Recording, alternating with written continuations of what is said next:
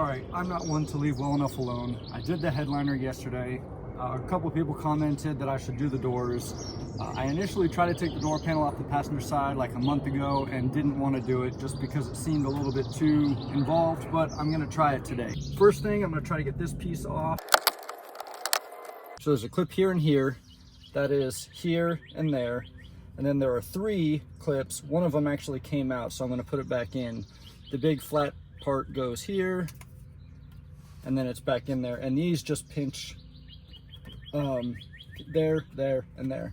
So it all pops out. Don't be afraid of it. If the things come off, you can just grab them, put them back in. So there's one. And then there are 2 T20 things right here. And then there are also 2 T20s down at the bottom of the door panel. So you've got one right here and then one right here. So I'm gonna get those off right now. This is gonna have to come off. These 2 clips go into right here and right there. And then this little white one attaches to the door panel, it looks like, as well. Okay, so these did not need to come off. This is an easier door panel to take off than anything I've taken off in the past. So inside here, you got some plugs you gotta undo. I'm gonna undo those now, and I'll show you again a little closer up once I get them all off. You've got all this, oh, you're not even looking at what I'm doing here. All right, so on your door panel, you've got all this nice insulation here, which is great. You've got clips all the way around. Door panel's off. This was not as hard as I thought. There are 3 plugs that have to come out. They go here, here, and down here. So you've got your locks and your seat memory, and then all of your windows and your mirrors. And then lastly, this is to open your door, and it just attaches mechanically to this. So generally, you want to put the Dynamat on the outside panel. So what you do, you take the speaker out to get a big hole in there. Since we're in here, I mean, it's kind of a cheap paper cone, but puts out pretty decent sound. The thing I'm not sure about is if this gets just mid-range or if it gets the full range, because if you were to replace this with a coaxial speaker, you might not even be getting the signal for the entire range of sound. The amp might only be sending the frequency range that this speaker is made for. So I don't know the answer to that. I don't even know how to find out, to be honest. But I'm happy with the sound. But now that I know it, I'll wait till Crutchfield comes out with something, and if they tell me that I can put a different speaker in here, maybe I'll do it. There's 4 7mm bolts that hold the speaker in. So I mean, there's 2 holes here that those 2 guides go in. Oh, and then there's a clip on that side. That's why it was held in there so tight. But anyway, this kind of pinches around that metal, so even when you take the screws out, you still got to pop it in there. That's why it didn't just come out really easy. But I mean, not a very big magnet. So that's where I'm going to be putting the Dynamat. So it'll turn this noise into the same thudding that we were getting on the roof.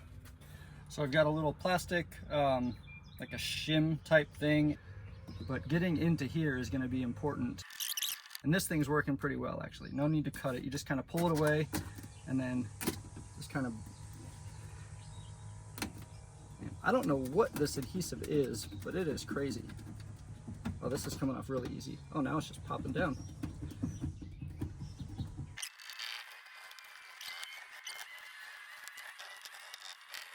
All right, so that's all the sticky stuff, and it actually came off really well. Didn't leave a ton on here. A couple spots where it did, it's not too bad, but then you also have 3 little spots holding on in this area as well. So I'm gonna go put this in the garage so it doesn't get all gross. I've used Dynamat, I've used a thing called brown bread, I've used just the tar you can buy at Home Depot. Like it's basically to repair a roof, and it's the same exact thing. It's foil with tar stuck to the back of it, and then like a paper backing, wax paper you can pull off. They all do the same thing.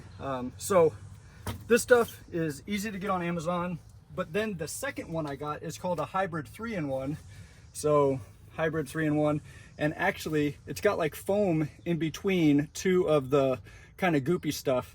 The goopy stuff on the regular one is black, Goopy stuff on this is a green color, so I don't know the difference. This one's a lot more sticky and stretchy, but I'm gonna do both just like I did on the headliner. So when you're doing door panels, you want to get as much covered as you can, but don't go crazy. You don't have to get every single corner. All you're doing is adding mass. So like you could just put a couple chunks here and there. I wouldn't do that, but the idea is right now, when you do that, it's reverberating everywhere. If you put like a couple chunks in a couple spots, it would definitely make a difference. But if you can do the entire section, do the entire section. So as I cut these yesterday, I save all the pieces, because when you get into door trim, all these other little random pieces are going to be useful. With this roller, you get the marks where you've rolled. With this roller, I mean, it does the same, it does a good job. It's not as heavy, but you can't really see where you rolled nearly as well. I mean, it does flatten out a little bit, but the other one is a lot. I like it more.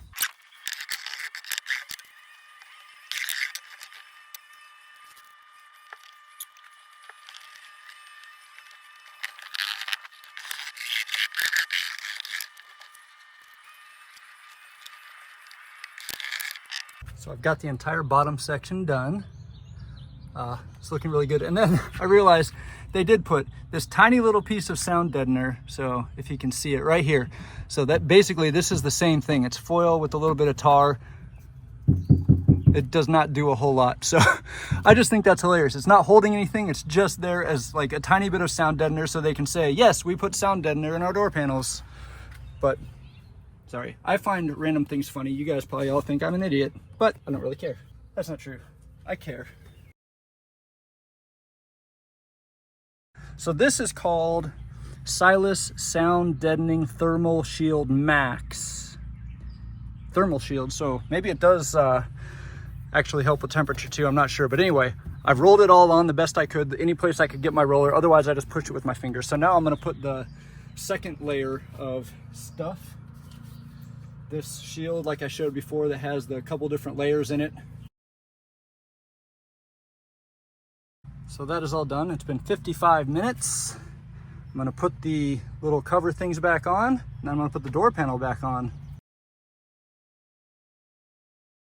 All right, so I'm gonna attempt to show you how this thing goes on there. So you've got a little nub thing there, lined up, and just snap it back in.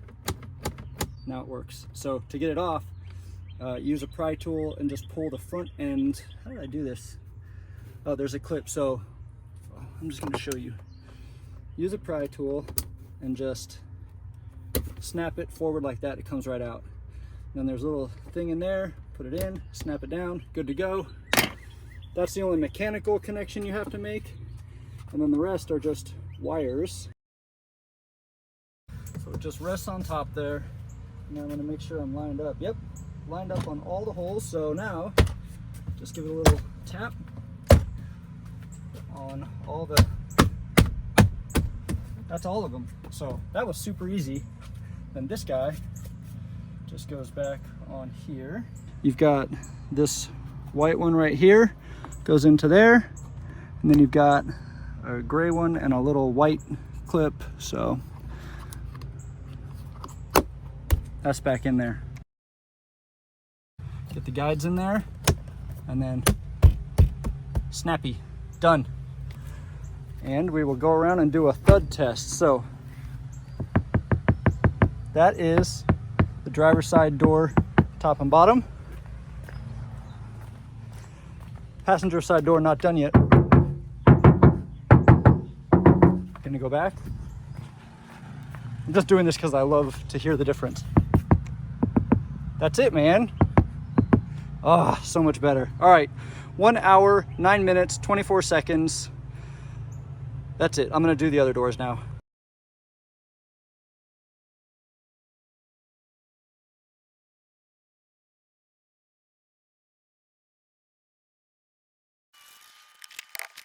Hey, 34 minutes, half the time.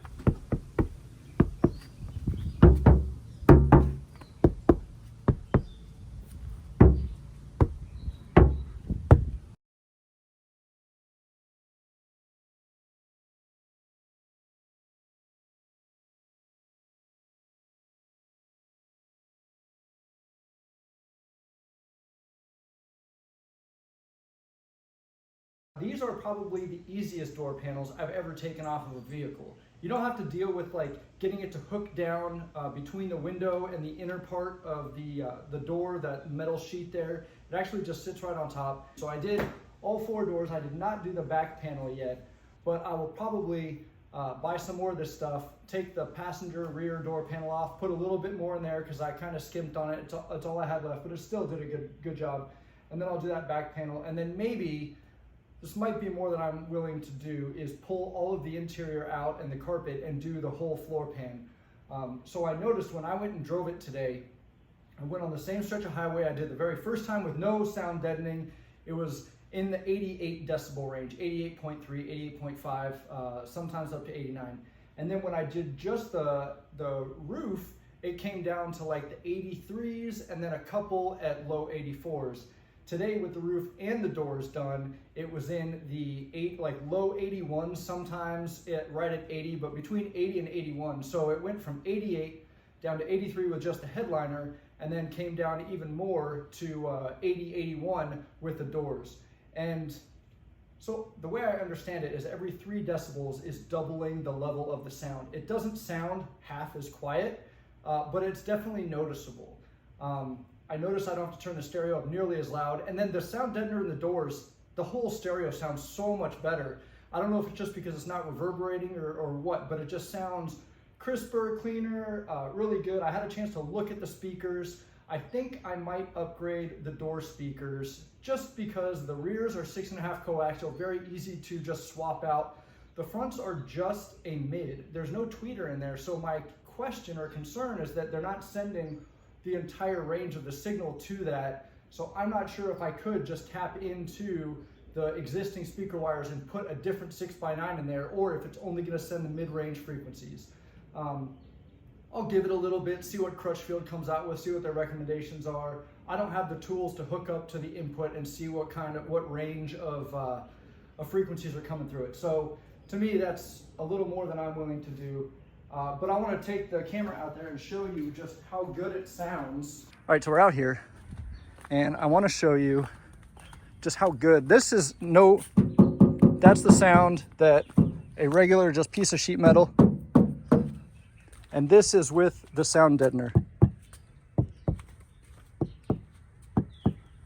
And then obviously I did the roof, but it used to just be a big hollow like that everywhere. So you can see all the little fingerprints. I've been doing this all day. I'm so happy with it.